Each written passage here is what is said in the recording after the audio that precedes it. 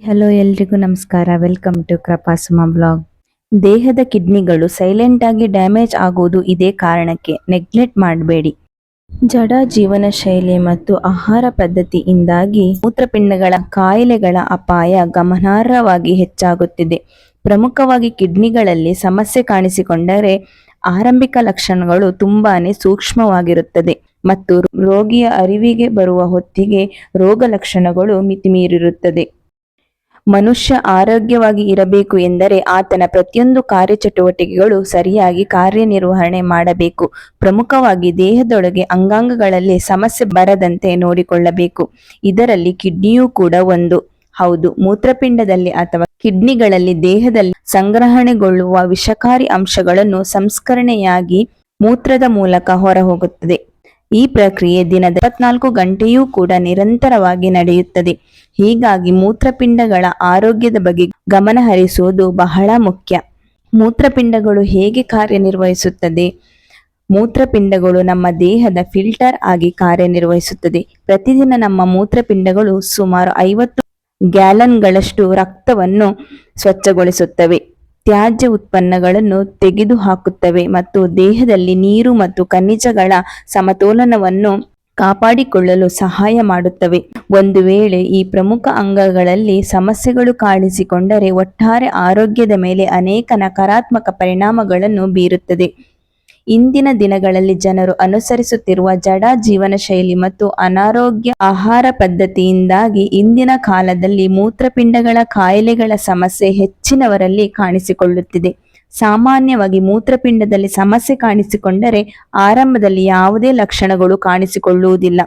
ಅದು ನಿಧಾನವಾಗಿ ಮುಂದುವರಿಯುತ್ತದೆ ಮತ್ತು ರೋಗಿ ತಿಳಿದುಕೊಳ್ಳುವ ಹೊತ್ತಿಗೆ ಹಾನಿ ಹೆಚ್ಚಿನ ಪ್ರಮಾಣದಲ್ಲಿ ಸಂಭವಿಸಿರುತ್ತದೆ ಎಂಬುದು ದೊಡ್ಡ ವಿಷಯವಾಗಿದೆ.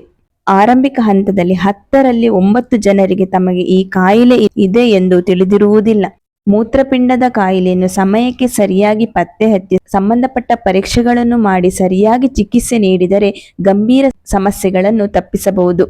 ಕಿಡ್ನಿಗಳಲ್ಲಿ ಸಮಸ್ಯೆಗಳು ಕಾಣಿಸಿಕೊಳ್ಳಲು ಪ್ರಮುಖ ಕಾರಣಗಳ ಬಗ್ಗೆ ತಿಳಿದುಕೊಳ್ಳೋಣ. ಮೊದಲನೆಯದು, ಅಧಿಕ ರಕ್ತದ ಸಕ್ಕರೆ ಅಪಾಯಕಾರಿ. ಮಧುಮೇಹವು ಮೂತ್ರಪಿಂಡದ ಕಾಯಿಲೆಗೆ ದೊಡ್ಡ ಕಾರಣವಾಗಿದೆ. ದೇಹದಲ್ಲಿ ಸಕ್ಕರೆ ಮಟ್ಟವು ದೀರ್ಘಕಾಲದವರೆಗೆ ಸಾಮಾನ್ಯಕ್ಕಿಂತ ಹೆಚ್ಚಾದಾಗ ಅದು ಮೂತ್ರಪಿಂಡದ ಸಣ್ಣ ರಕ್ತನಾಳಗಳಿಗೆ ಹಾನಿ ಮಾಡಲು ಪ್ರಾರಂಭಿಸುತ್ತದೆ. ಇದರಿಂದ ಮೂತ್ರಪಿಂಡಕ್ಕೆ ಸಾಕಷ್ಟು ಆಮ್ಲಜನಕಯುಕ್ತ ರಕ್ತ ಸಿಗುವುದಿಲ್ಲ ಮತ್ತು ಮೂತ್ರಪಿಂಡದ ಸಾಮಾನ್ಯ ಕಾರ್ಯ ನಿರ್ವಹಣೆಗೆ ತೊಂದರೆಯಾಗುತ್ತದೆ. ನ್ಯಾಷನಲ್ ಕಿಡ್ನಿ ಫೌಂಡೇಶನ್ ಪ್ರಕಾರ ಸುಮಾರು 40ರಷ್ಟು ಮೂತ್ರಪಿಂಡದ ವೈಫಲ್ಯ ಪ್ರಕರಣಗಳು ಮಧುಮೇಹಕ್ಕೆ ಸಂಬಂಧಿಸಿದೆ. ಮಧುಮೇಹ ರೋಗಿಗಳು ಸಾಮಾನ್ಯ ಜನರಿಗಿಂತ 3 ಪಟ್ಟು ಹೆಚ್ಚು ದೀರ್ಘಕಾಲದ ಮೂತ್ರಪಿಂಡದ ಕಾಯಿಲೆಯ ಅಪಾಯವನ್ನು ಹೊಂದಿರುತ್ತಾರೆ. ರಕ್ತದಲ್ಲಿನ ಸಕ್ಕರೆಯನ್ನು ನಿಯಂತ್ರಿಸದಿದ್ದರೆ ಇದು ಮಾರಕವೂ ಆಗಬಹುದು. ಎರಡನೆಯದು, ನೋವು ನಿವಾರಕಗಳ ಅತಿಯಾದ ಬಳಕೆ. ನೋವು ನಿವಾರಕಗಳು ಅಥವಾ ಪೇನ್ ಕಿಲ್ಲರ್ ಇದರ ಅತಿಯಾದ ಬಳಕೆಯಿಂದಾಗಿ ಮೂತ್ರಪಿಂಡಗಳಿಗೆ ಹಾನಿಯುಂಟು ಮಾಡುತ್ತದೆ. ರಾಷ್ಟ್ರೀಯ ಆರೋಗ್ಯ ಸಂಸ್ಥೆಯ ವರದಿಯ ಪ್ರಕಾರ ವೈದ್ಯಕೀಯ ಸಲಹೆ ಇಲ್ಲದೆ ದೀರ್ಘಕಾಲದವರೆಗೆ ನೋವು ನಿವಾರಕಗಳನ್ನು ತೆಗೆದುಕೊಳ್ಳುವ ಜನರು ಮೂತ್ರಪಿಂಡ ಹಾನಿಯ ಅಪಾಯವನ್ನು 5 ಪಟ್ಟು ಹೆಚ್ಚಿಸುತ್ತಾರೆ. ಈ ಔಷಧಿಗಳು ಮೂತ್ರಪಿಂಡಗಳಿಗೆ ರಕ್ತ ಪೂರೈಕೆಯನ್ನು ಕಡಿಮೆ ಮಾಡುತ್ತದೆ. ಮೂರನೆಯದು, ಧೂಮಪಾನ. ಧೂಮಪಾನವು ಒಟ್ಟಾರೆ ಆರೋಗ್ಯದ ಮೇಲೆ ನಕಾರಾತ್ಮಕ ಪರಿಣಾಮ ಬೀರಬಹುದು, ಆದರೆ ಈ ಅಭ್ಯಾಸವು ಮೂತ್ರಪಿಂಡಗಳಿಗೆ ಗಂಭೀರ ಹಾನಿಯುಂಟು ಮಾಡಬಹುದು. ಧೂಮಪಾನವು ಹೃದಯ ಮತ್ತು ರಕ್ತನಾಳಗಳಿಗೆ ಹಾನಿ ಮಾಡುತ್ತದೆ. ಇದು ಮೂತ್ರಪಿಂಡಗಳಿಗೆ ರಕ್ತದ ಹರಿವನ್ನು ಅಡ್ಡಿಪಡಿಸುತ್ತದೆ. ರಕ್ತದ ಹರಿವಿನ ಸಮಸ್ಯೆಗಳ ಅಪಾಯವನ್ನು ಮೂತ್ರಪಿಂಡದ ಆರೋಗ್ಯಕ್ಕೆ ತುಂಬಾ ಹಾನಿಕಾರಕವೆಂದು ಪರಿಗಣಿಸಲಾಗಿದೆ. 4. ಅಧಿಕ ರಕ್ತದೊತ್ತಡ ಹಾನಿಕಾರಕ. ಯುವಜನರಲ್ಲಿ ಅಧಿಕ ರಕ್ತದೊತ್ತಡ ಸಮಸ್ಯೆ ಹೆಚ್ಚುತ್ತಿದೆ ಎಂದು ಅನೇಕ ಅಧ್ಯಯನಗಳು ಕಳವಳ ವ್ಯಕ್ತಪಡಿಸಿದೆ. ಕಾಲಾಂತರದಲ್ಲಿ ಅಧಿಕ ರಕ್ತದೊತ್ತಡವು ನಮ್ಮ ದೇಹದಾದ್ಯಂತ ರಕ್ತನಾಳಗಳಿಗೆ ಹಾನಿಯುಂಟು ಮಾಡಲು ಪ್ರಾರಂಭಿಸುತ್ತದೆ. ಮೂತ್ರಪಿಂಡಗಳ ಪ್ರಮುಖ ಅಂಗಗಳಿಗೆ ರಕ್ತ ಪೂರೈಕೆಯನ್ನು ಕಡಿಮೆ ಮಾಡುತ್ತದೆ. ಅಧಿಕ ರಕ್ತದೊತ್ತಡದಿಂದಾಗಿ ನಮ್ಮ ಮೂತ್ರಪಿಂಡದಲ್ಲಿರುವ ಸಣ್ಣ ಶೋಧಕ ಘಟಕಗಳು ಸಹ ಹಾನಿಗೊಳಗಾಗಲು ಪ್ರಾರಂಭಿಸುತ್ತವೆ.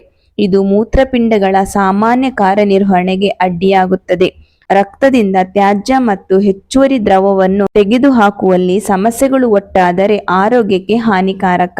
ಮೂತ್ರಪಿಂಡಗಳ ಸಮಸ್ಯೆಯನ್ನು ನಾವು ಆರಂಭದಲ್ಲಿ ಪತ್ತೆ ಹಚ್ಚಲು KFT ಅಂದರೆ ಕಿಡ್ನಿ ಫಂಕ್ಷನ್ ಟೆಸ್ಟ್ ಅನ್ನು ಮಾಡಿಸಿಕೊಳ್ಳಬೇಕು. ಈ ಪರೀಕ್ಷೆಯನ್ನು ಮಾಡಿಸಿಕೊಳ್ಳುವುದರಿಂದ ನಮ್ಮ ಕಿಡ್ನಿಯಲ್ಲಿ ಏನಾದರೂ ಸಮಸ್ಯೆಗಳು ಇದ್ದರೆ ಅದು ನಮಗೆ ಆರಂಭಿಕ ಹಂತದಲ್ಲೇ ತಿಳಿಯುತ್ತದೆ. BP ಶುಗರ್ನಿಂದ ಬಳಲುತ್ತಿರುವ ರೋಗಿಗಳು 6 ತಿಂಗಳಿಗೊಮ್ಮೆ ಅಥವಾ ವರ್ಷಕ್ಕೆ ಒಮ್ಮೆ ಆದರೂ ಕಿಡ್ನಿ ಫಂಕ್ಷನ್ ಟೆಸ್ಟ್ ಮಾಡಿಸಿಕೊಳ್ಳುವುದು ಬಹಳ ಉತ್ತಮ. ಇದರಿಂದ ಸರಿಯಾದ ಚಿಕಿತ್ಸೆ ಪಡೆದು ಆರೋಗ್ಯವನ್ನು ಕಾಪಾಡಿಕೊಳ್ಳಲು ಸಹಕಾರಿಯಾಗಿದೆ. ಈ ಮಾಹಿತಿ ನಿಮಗೆ ಇಷ್ಟವಾಗಿದ್ರೆ ದಯವಿಟ್ಟು ನಮ್ಮ ಚಾನಲ್ನ ಸಬ್ಸ್ಕ್ರೈಬ್ ಮಾಡ್ಕೊಳ್ಳಿ, ಹಾಗೆ ಬೆಲ್ ಐಕಾನ್ನ ಕ್ಲಿಕ್ ಮಾಡಿ. Thank you.